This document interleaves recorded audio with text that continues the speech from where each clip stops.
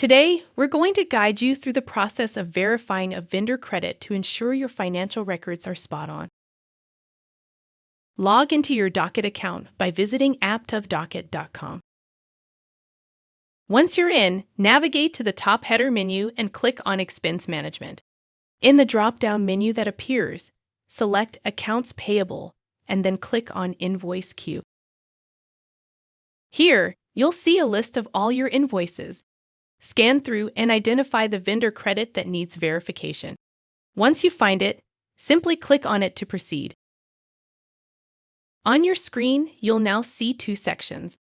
To your left is the invoice you've selected, and to your right is the data section. This is where Docket's powerful AI has extracted information for you to review. Take a moment to verify the details in the data section. If you need to indicate that an amount is a credit, remember to enter a minus symbol before the dollar amount.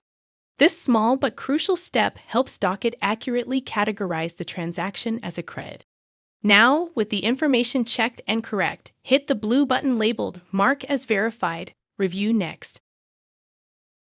The vendor credit is now flagged as ready for credit in your invoice queue. Thanks for watching this video.